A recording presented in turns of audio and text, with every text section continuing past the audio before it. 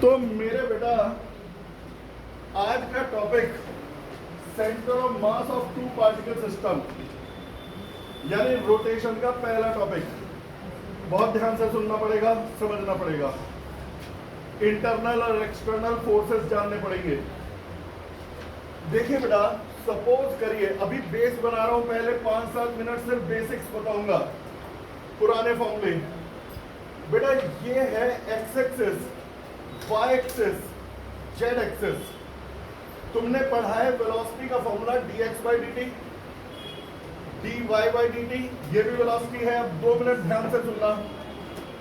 Velocity का formula dz by dt, velocity का formula ds by dt, velocity का formula dr by dt। ये सभी वेलोसिटी के फॉर्मूले हैं, लेकिन कब कौन सा अप्लाई होता है वो देखिए यहां पर। कब कौन सा अप्लाई होता है? बिल्कुल पिन ड्रॉप साइलेंस। कोई पार्टिकल एक्स एक्सिस पर बैठा हुआ है और एक्स के अलोंग ही जा रहा है, तो वेलोसिटी का फॉर्मूला लगाते हैं dx बाई dt। एक्स पर रखा हुआ है तो dx बाई dt। दूसरा पार्टिकल y पर रखा है, y के अलोंग जा रहा है, y कोऑर्डिनेट चेंज हो रहा है। बेटा ध्यान से सुनना, पीछे लास्ट रो, एक एक वर्ड गौर से दिमाग में घुस जाने दे। आगे आ जाओ, आ जाओ बेटा, अर्नव के पास आ जाओ, थोड़ा सा इधर को जाओ, क्योंकि आज के टॉपिक में ना कॉम्प्रोमाइज नहीं चलेगा बिल्कुल भी।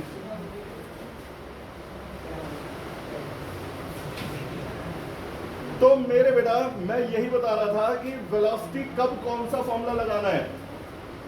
कोई पार्टिकल y एक्सिस पर रखा है, y के अलोंग जा रहा है, y कोऑर्डिनेट चेंज हो रहा है, तब वेलोसिटी का formula dy by dt। z पर रखा है, z के अलोंग जा रहा है, खुद ही बोल दो dz बाई dt।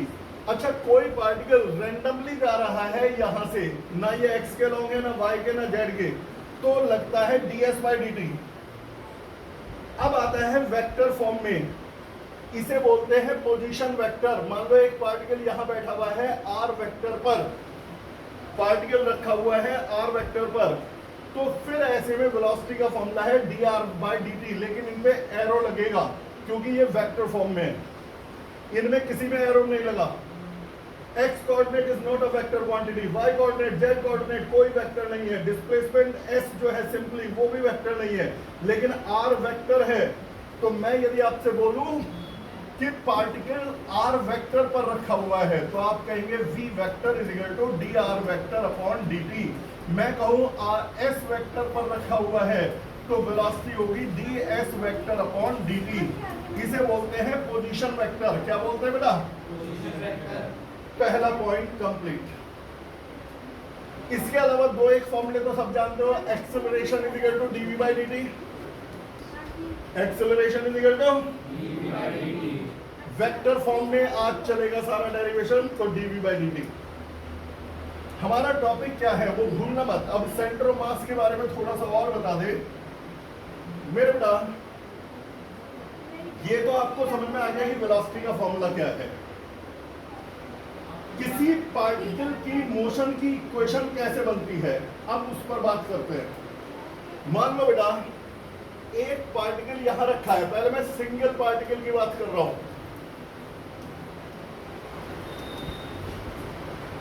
फोर्स मैंने लगाया F, पोजीशन है r वेक्टर, मास है इसका m। Force is equal to m a vector. जिस जगह समझ में आया वहीं टोक देना। एक दिन में नहीं होगा, 2 दिन में होगा, पक्का होगा। इस चैप्टर का बेसिक डेरिवेशन है m में। अगली लाइन में एक्सेलरेशन को लिखा dv बाई dt। मास पे एरो मत लगा देना, वीडियो में दोबारा भेज दूंगा घर पे पढ़ने के लिए। तो फोर्स इज इक्वल टू हो गया m d by dt v vector. मैं v वेक्टर नहीं लिख रहा, v वेक्टर को लिख रहा हूं dr वेक्टर बाई dt। पिछले पेज पर मैंने बताया था यदि कोई r वेक्टर के हेड पर रखा है, कोई particle r vector position vector पर रखा हुआ है, तो वेलोसिटी होती है dr वेक्टर बाई dt। तो मेरा ये पार्टिकल भी तो आर वेक्टर के हेड पे रखा हुआ है, तो वेलोसिटी होगी d r vector by D t. जिसे सॉल्व करे तो बन जाता है F vector is equal to m d square by D T square r vector. पहली बार डबल डिफरेंशिएशन शुरू यूज हुआ। डी बाई डी टी का मतलब होता है differential, d by D t का मतलब डिफरेंशियल। दो बार लिख गया तो इसे बोलते हैं डबल डेरिवेटिव, यानी दो बार डिफरेंशियल होगा। यदि हम आपसे कहें D by D T of T square, सबको पता है 2t, लेकिन मैं यदि कहूं डबल डिफरेंशियल बता रहा हूं D square by D T square of T cube, तो इसका मतलब है टी क्यूब को दो बार डिफरेंशिएट करो। टी क्यूब को पहली बार डिफरेंशिएट करोगे तो 3t स्क्वायर आएगा, फिर 3t स्क्वायर को दोबारा डिफरेंशिएट करो तो 60 आंसर आएगा। t स्क्वायर का 2t क्या कहलाता है? ये डबल डेरिवेटिव। दोबारा देखिए f इजिकल टू एम में a is equal to dv by dt, जो वेक्टर है उस पर एरो बना रहे हैं। मैं चैलेंज से कह रहा हूं एक भी क्लास में मिस मत होने देना, सारा बिल्कुल दिमाग में घुसा के छोड़ूंगा। दिक्कत वही होती है, मजबूरी में कई बार क्लास छूट जाती है। जहां क्लास छुट्टी तो एक वीडियो पे मैं ज्यादा भरोसा नहीं करता। किसी ने पढ़ लिया, किसी ने भगा भगा के देख लिया 2x स्पीड पे, मजा बेकार हो जाता है, फिर वो बैकलॉग बन जाता है। आओ डेली आओ। इस बार शायद संडे को भी मैं एक्स्ट्रा क्लास लूंगा, लंबी सी प्लान है मेरा। 1.5-2 घंटे की एक ऐसी क्लास चलाऊंगा जिसमें ग्रेविटेशन की सारी थ्योरी निपटा दूंगा, क्योंकि एक आध स्कूल में वो भी आ रहा है। रूटीन में रोटेशन चलेगा। तो मेरे बेटा ये आ गया। फिर इसके बाद dv बाई dt में v को क्या लिखा? dr by dt। क्या लिखा v को? dr by dt। अच्छा, d बाई dt दो बार लिख गया तो d square by dt square. ये फॉर्मूला किस चीज का है, कब अप्लाई करते हैं मेरे बेटा? ये फॉर्मूला m मास का है जो r वेक्टर पर रखा हुआ है और उस पर F फोर्स लग रहा है, F वेक्टर फोर्स लग रहा है। मेरे बेटा इक्वेशन अब सीधे बनाई जाएगी, आगे से इतना सब घुमा फिरा करके नहीं। यदि हमने कहा 2 kg मास एक्स आई cap plus y j cap पर रखा है और उस पर 5 न्यूटन का फोर्स लग रहा है, ये इसका पोजीशन 2 kg का मास यहां रखा है और ये फोर्स लग रहा है। जरा इसकी इक्वेशन बताना। तो फोर्स है 5 न्यूटन, ठीक है। 5 मान लो आई कैप जे कैप जो भी है, 5 आई कैप वेक्टर में चल रहा है। मास है 2 kg, d square by D T square r vector, यानी कि एक्स आई cap plus y j cap. यहां लिखते हैं कौन सा फोर्स लग रहा है, यहां लिखते हैं किस मास पर लग रहा है, और यहां लिखा जाता है कि किस पोजीशन पे रखा हुआ है। D square by D T square से पहले होता है मास, कौन सा मास रखा है, और D square by D T square के बाद होता है किस जगह पर रखा है, और लेफ्ट साइड में होता है फोर्स। मतलब आपको कोई इक्वेशन दे दे तो आप पहचान जाओगे किसकी इक्वेशन है, क्या बात चल रही है। मैंने एक इक्वेशन बनाई 7 I cap plus 1 J cap is equal to 3 D square by D T square X I cap plus Z K cap. आप बताओ बेटा कौन सा फोर्स लग रहा है, किस मास पर लग रहा है, और किस पोजीशन पे रखा हुआ है। यानी ये भी समझ में आ गया, हमें इक्वेशन बनानी आ गई, कैसे बनती है वो हमने देख लिया। अब इसके बाद बेटा हमारा नेक्स्ट पॉइंट स्टार्ट होगा, वो है centre of mass of two particle system. असली टाइम वही लेगा, उससे पहले एक लास्ट बात और बतानी रह गई, इंटरनल और एक्सटर्नल फोर्स। इंटरनल फोर्स किसे कहते हैं और एक्सटर्नल किसे? इंटरनल फोर्सेस कभी मोशन नहीं करा सकते। जैसे कोई स्प्रिंग वाला पेन है किसी पे, ये पेन इसके अंदर स्प्रिंग है, तुम्हें मालूम है दबी हुई स्प्रिंग फोर्स लगाती है, मैंने दबा दिया, अब इसके अंदर जो स्प्रिंग है दबी हुई है, कंप्रेस्ड है, क्या वो खुलने अब चाहिए इसके अंदर जो स्प्रिंग है कंप्रेस्ड है, क्या वो खुलने के लिए फोर्स नहीं लगा रही होगी? लेकिन फिर भी क्या इस पैन में कोई मूवमेंट दिखा? क्योंकि वो इंटरनल फोर्स है। इंटरनल फोर्सेस का रिजल्टेंट का सम हमेशा जीरो होता है। इंटरनल फोर्सेस का सम हमेशा जीरो होता है, और क्योंकि उनका सम जीरो, तुम कहोगे कैसे? बेटा एक स्प्रिंग है, जब वो दबी होगी तो वो खुलने के लिए दोनों तरफ फोर्स लगा रही होगी। ऐसा नहीं कि सिर्फ इधर धक्का मार रही है, इधर भी तो मार रही है, दोनों तरफ इक्वल एंड अपोजिट। और यदि इक्वल एंड अपोजिट तो नेट फोर्स जीरो। मान लो ये दो मास हैं, इंटरनल फोर्स बता रहा हूं, उनका सम हमेशा जीरो होता है, 2 हो या 100 हो।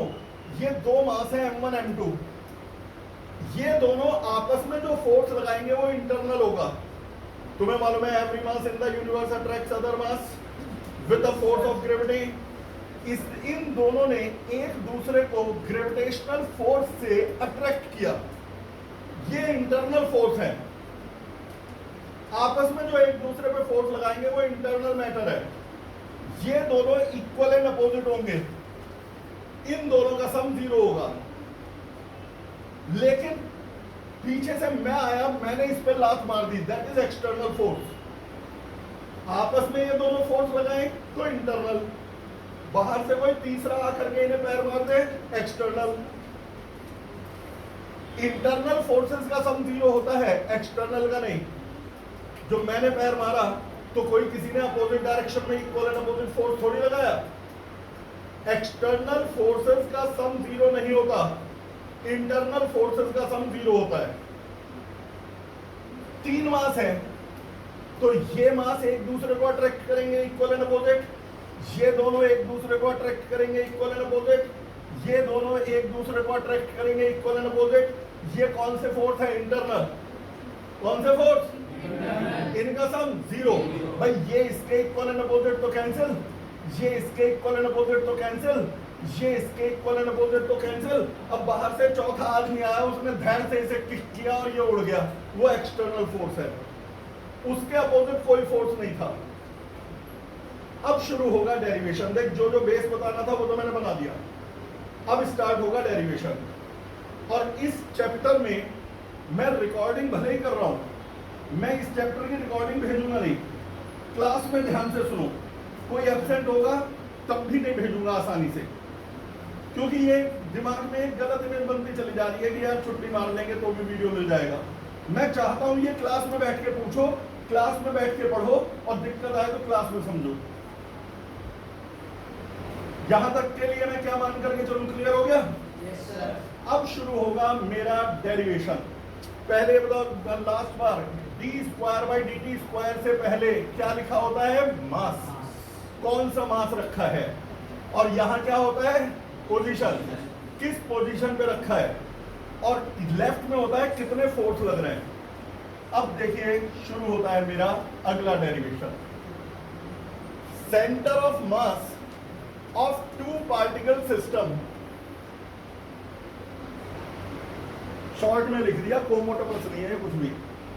ये है centre of mass of 2 particle system. मेरे बेटा यहां पर 2 पार्टिकल हैं, M1 जो रखा है पोजीशन R1 पर, दूसरा मास M2, एरोज जरूर लगाना, वो रखा है पोजीशन R2 पर। M1 रखा है R1 पर, M2 रखा है R2 पर। M1 पर मैंने एक्सटर्नल फोर्स लगाया F1, M2 पर मैंने एक्सटर्नल फोर्स लगाया F2। वेक्टर सब ये एरोज में है, जो वेक्टर क्वांटिटीज हैं सब पे एरोज लगेंगे। इसके अलावा ये दोनों मास एक दूसरे पर इंटरनल फोर्स लगा रहे हैं F1 और F2, small f1 small f2। कुछ बुक्स में इंटरनल फोर्स को स्मॉल f और एक्सटर्नल को कैपिटल F कहा है, कुछ बुक्स में उल्टा कहा गया है। तुम्हें मालूम है उससे कोई भी फर्क नहीं पड़ता किसको क्या कहा गया है, हमें तो इस बात से मतलब है कि यहाँ एक्सटर्नल भी है और इंटरनल भी। हो सकता है किसी बुक में सिंबल फोर्स का कुछ और ही दे रखा हो, सिंबल्स पे मत जाओ, अब इक्वेशंस बनाते हैं। ये इन दोनों को ज्वाइन करने वाली लाइन है।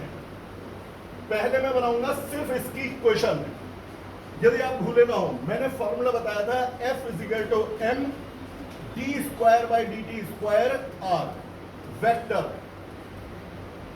यहां d²/dt² से पहले जो मास रखा है, जिस पोजीशन पर रखा है और उस पर कौन सा फोर्स लगा। तो पहले बेटा फर्स्ट पार्टिकल की इक्वेशन समझ में आ रहा है। फर्स्ट पार्टिकल की इक्वेशन देखिए जरा गौर से, F1 vector plus F1 vector = m1 d²/dt² r1 vector. Equation number 1 check करो कैसे। d²/dt² से होता है, पहले होता है कौन सा मास रखा है, वो रखा हुआ है m1। उसके बाद होता है किस जगह रखा है, मेरा m1 रखा है r1 वेक्टर पर, तो ये बाद में लिख दिया r1 वेक्टर। लेफ्ट में होता है उस पर कौन से फोर्स लग रहे हैं, मेरे मास पर दो फोर्स लग रहे हैं, एक एक्सटर्नल फोर्स कैपिटल F1 और एक internal force small f1। Internal force किसी भी कारण से हो सकता है ये दोनों मास एक दूसरे को ग्रेविटी के कारण खींच रहे हो सकता है एक नॉर्थ पोल और एक साउथ पोल हो, वो मैग्नेटिक फोर्स से खींच रहे हो, लेकिन ये कभी मत भूलना इंटरनल फोर्सेस का सम हमेशा 0 है। अब दूसरी इक्वेशन आप हेल्प करा दो m2 की बनाने में, बोलो क्या है, डेरिवेशन 2 मिनट का रह गया है। F2 वेक्टर, इनमें से मैंने इसे एक्सटर्नल बोला है फिलहाल, और इसे राइट साइड भी आप ही बोलना m2। हाँ गुड। सेकेंड इक्वेशन, दोनों को ऐड करो, लिखना कैसे है वो शीट में पढ़ लेना घर जाकर के डीप में, ठीक है बेटा। इसकी तो प्रिंट आउट तो अभी मिलेंगे, खैर भेजे नहीं है लेकिन उसमें है सर, पीडीएफ भेज देना आप। बिल्कुल पक्का, अभी वो भी दे दूंगा QR। अब बेटा इन दोनों को जरा ऐड करिए, लेफ्ट को लेफ्ट से, राइट को राइट से, बड़े केयरफुली। लेफ्ट को लेफ्ट से F1 vector plus F2 vector = कई बच्चे कहेंगे स्मॉल f1 f2 उड़ गए, इंटरनल फोर्सेस का सम 0 होता है। इतनी देर से भौंक रहा हूं इसीलिए, किनका सम 0 होता है, तो F1 और F2 स्मॉल वाले मैंने इंटरनल माने हैं। अच्छा, किसी बुक में यदि स्मॉल f को एक्सटर्नल और कैपिटल को इंटरनल कहें तो कैपिटल का सम 0 कर देना।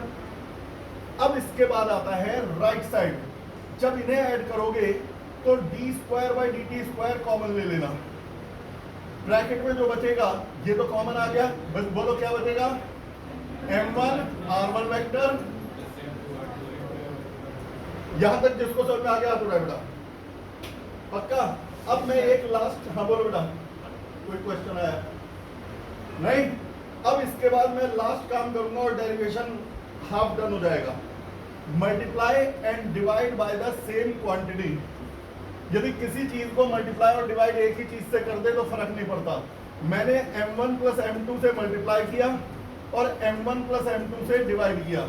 कई बच्चे कहते हैं एक को बाहर लिखा एक को अंदर। देख बेटा, कांस्टेंट जो होते हैं वो डिफरेंशियल से बाहर आ जाते हैं। मैं चाहूं तो इसे बाहर ले आऊं, चाहूं अंदर रख लूं, कोई रोकने वाला नहीं। जैसे d/dt ऑफ 3t² में आप चाहो तो 3d/dt ऑफ t² लिख सकते हो। क्यों लिख सकते हो, constants can be taken out. तो जहां कंफर्टेबल हो, जहां से रिजल्ट में बेनिफिट मिल रहा हो वहां लिख दो। तो मैंने एक m1 प्लस m2 को तो बाहर लिख दिया है और एक को अंदर। अब ये चीज मेरे को एक नई कंसेप्ट दे रही है। क्या, मुझे बताइए, क्या ये एक ऐसी बॉडी की इक्वेशन नहीं है जिसका मास है m1 प्लस m2? दिमाग खोल के, और वो रखी हुई है, हाँ बोल दो m1 r1 vector plus m2 r2 vector upon m1 plus m2 पर, और उस पर फोर्स लग रहे हैं f1 vector plus f2 vector. ये ऐसा पॉइंट है जिस पे दोनों मास रखे हुए हैं और दोनों एक्सटर्नल फोर्स लग रहे हैं। इसी को कहते हैं सेंटर ऑफ मास।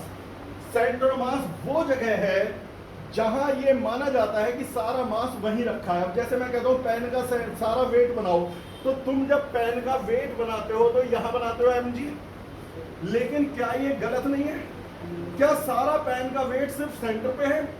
पेन की जो कैप है उसका वेट यहाँ है, पेन की बॉडी का वेट यहाँ है, पेन की रिफिल का वेट अलग जगह पर है। लेकिन यदि हम इनको अलग अलग स्टडी करने लगे तो ये तो दिमाग खराब कर देगा। तो हम ये मान के चलते हैं कि पेन का सारा वेट उसके सेंटर पे है। मानते ही तो हैं, लेकिन हकीकत में क्या पेन का सारा वेट पेन के सेंटर पे ही होता है, यूनिफॉर्मली डिस्ट्रीब्यूट होता है। तो सेंटर ऑफ मास एक इमेजिनरी जगह है जहां ये माना जाता है कि सारा मास वही रखा है और सारे फोर्स वही लग रहे हैं। अब एक कार है, कार को 4 जने धक्का दे रहे हैं, एक कार खराब हो गई कहीं पर और उस कार को 4 लोग धक्का दे रहे हैं। कोई बॉडी के बैक पे धक्का दे रहा है, कोई दरवाजे से धक्का दे रहा है, कोई इस वाले गेट से धक्का दे रहा है। हम ये मान के चलते हैं सारे फोर्स सेंटर मास पे लग रहे हैं। डोर पे लग रहा है वो भी सेंटर मास पे, बैक पे लग रहा है वो भी सेंटर मास पे, इधर वाले डोर पे लग रहा है वो भी सेंटर मास पे। देखा जाए सेंटर मास कोई असली जगह नहीं है, एक इमेजिनरी चीज है, ऐसी जगह जो हमने एज्यूम कर लिया कि सारा मास वहां रखा है। तो हम ये चाहते थे कि एज्यूम भी करें तो लॉजिकल करें। मैं ये पता लगाना चाहता था m1 असलियत में यहां है, m2 यहां है, सेंटर कहां है। मैं ये पता करना चाहता था कि m1 और m2 का टोटल मास एक ही जगह रखूं तो कहां रखा जाएगा। अब एक तरीका तो था वही तुक्का मारने वाला कि चल मान लो यहां रखा है, एक था डेरिवेशन करके लॉजिकली ढूंढना कि ये दोनों का मास कहां रखा हुआ है। लॉजिकली जब मैंने इसकी इक्वेशन बनाई फर्स्ट मास की, बेटा देख बिल्कुल डिस्टर्ब मत करो, फ्लो में हूं मैं इस समय, फ्लो टूट जाएगा। मैंने पहले पार्टिकल की इक्वेशन बनाई, दूसरे की बनाई, दोनों को ऐड किया, ऐड करके जो इक्वेशन आई उससे पता चला कि m1 प्लस m2 यानी कि सारा मास यहां रखा हुआ है और सारे फोर्स इसी पे लग रहे हैं। तो मैंने तो खुद कहा था सेंटर मास वो जगह होती है जहां पे सारा मास रखा हुआ और सारे फोर्स लग रहे हो। तो बेटा यही है सेंटर मास की पोजीशन, इसे कहते हैं आरसीएम। आरसीएम का मतलब position of centre of mass, RCM position of centre of मास, ये फॉर्मूला है पोजीशन ऑफ सेंटर ऑफ मास का। तो बेटा सेंटर मास हमेशा इन्हें जोड़ने वाली लाइन पर होता है। यदि m1 यहां है, m2 यहां है, तो सेंटर मास इन्हीं के बीच में कहीं आएगा। अभी तो मैं वेरिएबल में सॉल्व कर रहा हूं तो इसलिए कुछ नहीं पता चल रहा। जब न्यूमेरिकली सॉल्व करोगे तो इन्हें ज्वाइन करने वाली लाइन पर ही कहीं आएगा। सेंटर मास पे ये माना जाएगा कि दोनों मास वहीं रखे हैं, m1 यहां नहीं यहां है, m2 भी यहां नहीं यहां है, फोर्स f1 f2 भी यहां नहीं लग रहे ना यहां लग रहे, सेंटर पे लग रहे हैं। और सेंटर की जो पोजीशन आएगी उसका फॉर्मूला मैं पहले ही बता चुका, जिसको आगे हाथ उठा फॉर्मूला देख के बता दो। सेंटर मास आरसीएम का फॉर्मूला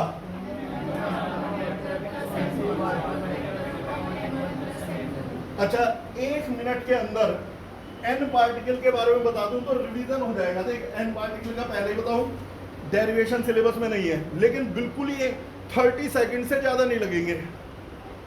तो छोड़ो ही क्यों, क्योंकि न्यूमेरिकल आएगा, उसमें दिया हुआ है कि centre mass of 2 particle system derivation and centre of particle of n particle system qualitative idea only. अब क्वालिटेटिव क्या है, जो वैसा ही है तो कर दो इसे।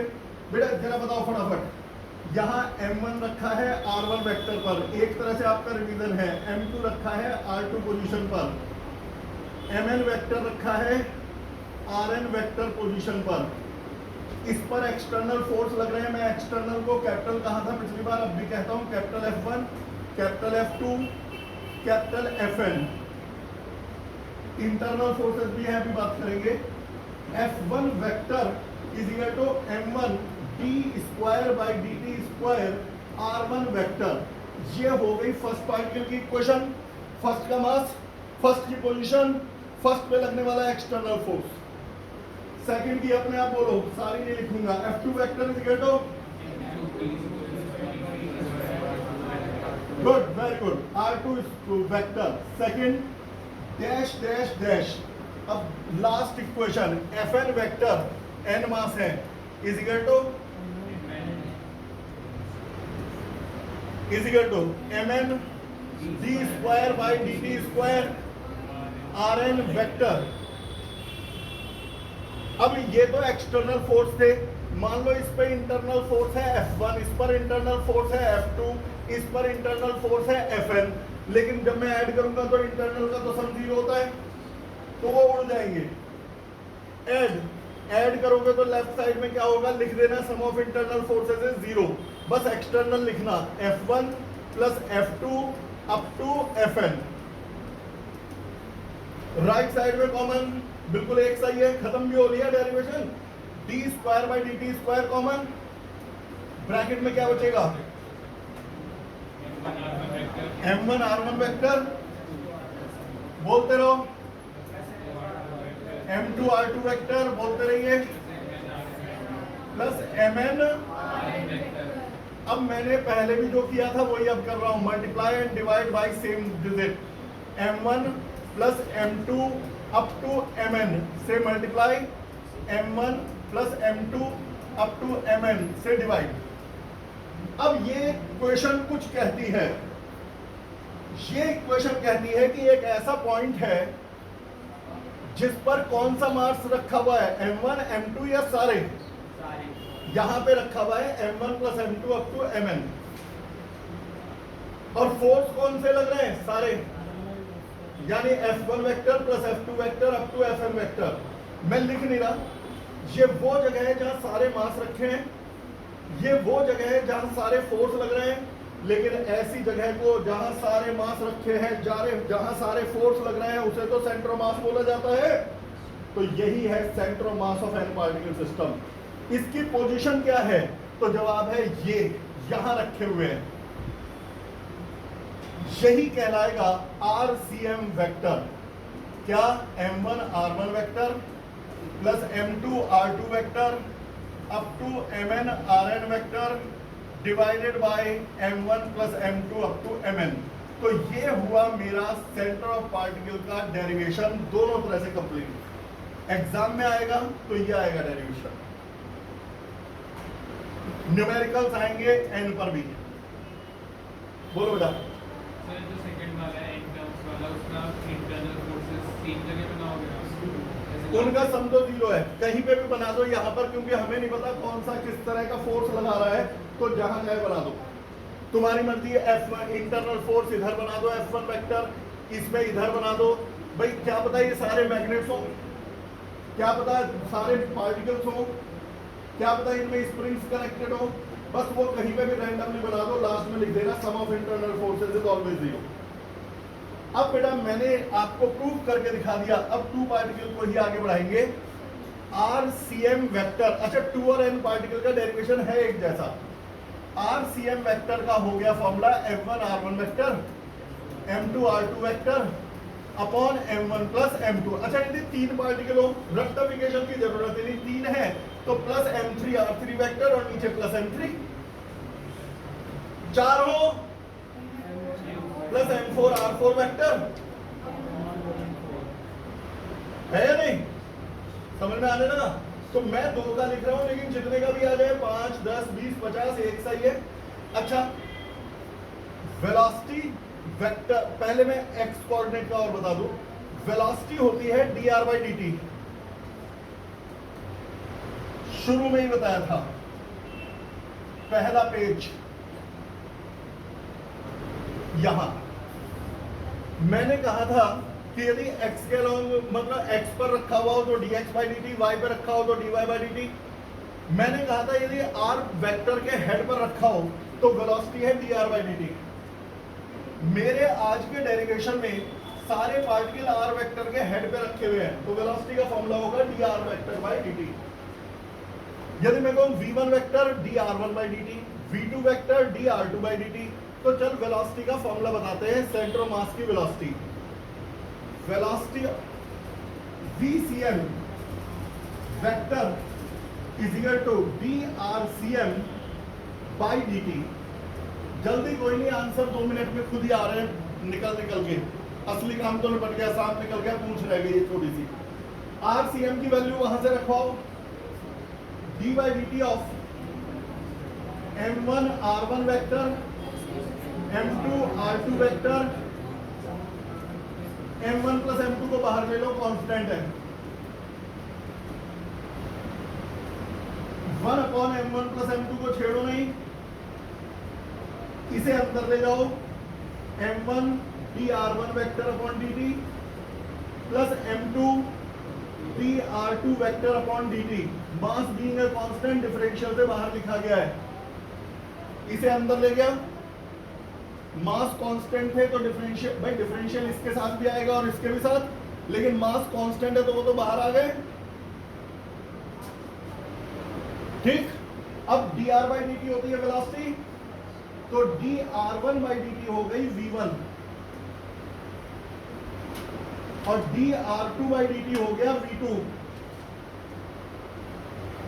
तो आपको फॉर्मूला मिल गया है वेलोसिटी ऑफ सेंटर ऑफ मास का, m1 v1 vector plus m2 v2 vector upon m1 plus m2। वही तो आया। क्या है वेलोसिटी ऑफ सेंटर ऑफ मास का, m1 v1 वेक्टर, और 3 पार्टिकल हो तो अब तो खुद बोलोगे सारे एक से फॉर्मूले हैं सेंटर ऑफ मास के, सारे फॉर्मूले एक से हैं। 3 पार्टिकल हो तो प्लस m3 v3 और ऐड कर देना, बस इतना बोल देते हैं, और नीचे m3 और ऐड कर देना। 4 हो तो ऐसे ही 4 लिख देना।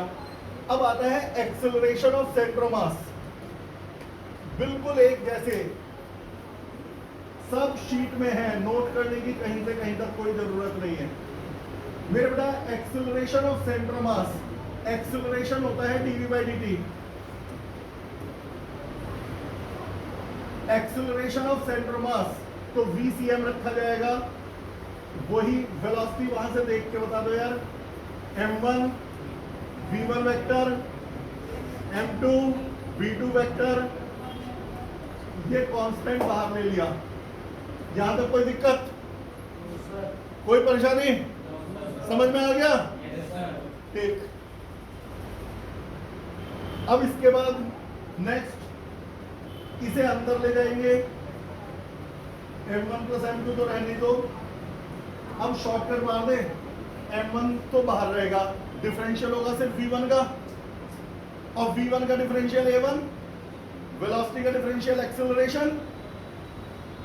तो क्या लिखूंगा मैं, m1 d/dt of v1 that is a1, differential of v1 is a1 plus m2 बाहर, d/dt of v2 a2 vector. तो ये तो फिर वैसे ही फॉर्मूला आ गया, m1 a1 vector plus m2 a2 vector upon m1 plus m2।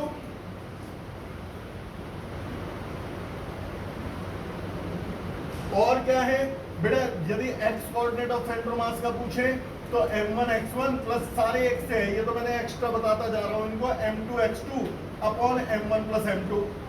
यदि पूछे y coordinate of centre mass का बताओ, बोलते रहो यार, अब सारे एक से है, m1 plus m2 y2 upon m1 plus m2। ZCM का बताओ, सब एक से, और 3 पार्टिकल हो तो एक एक टर्म बढ़ा दो, 4 हो तो 2 टर्म बढ़ा दो, बिल्कुल इसी तरह से चलेगा। आ गया? तो ये था हमारा सेंटर मास का पहला स्टेप, सबसे इंपॉर्टेंट वाला, वो हमने कर लिया कंप्लीट। अब आएगा, पहले तुम्हारे यहाँ एक और बहुत सारे डेरिवेशन थे, रॉड का सेंटर मास निकालो, सिलेंडर का निकालो, स्फीयर का निकालो। अब सेंटर मास का डेरिवेशंस में एक ही डेरिवेशन और रह गया, वो कल निपट जाएगा रॉड का। उड़ा दिए सब हत्ते से गायब। सिलेबस साइन कर दूंगा, वैसे तो सबको पता है कहां से डाउनलोड होता है, करके देखना। दुख तो बहुत होता है, लेकिन गए तो गए, क्या करें। मेरे पे इतने सारे डेरिवेशन है सेंटर मास की जो रिकॉर्डिंग कर रखी है, वो सारे वीडियो बेकार हो गए। दुख तो इसी बात का है, अब किसी के काम नहीं आने की, कंपटीशन से भी गायब है। तो फिलहाल इस डेरिवेशन को यहीं रोक रहा हूं, आप लोग जरा स्कैन कर लीजिए QR कोड को। Bye bye. हाँ।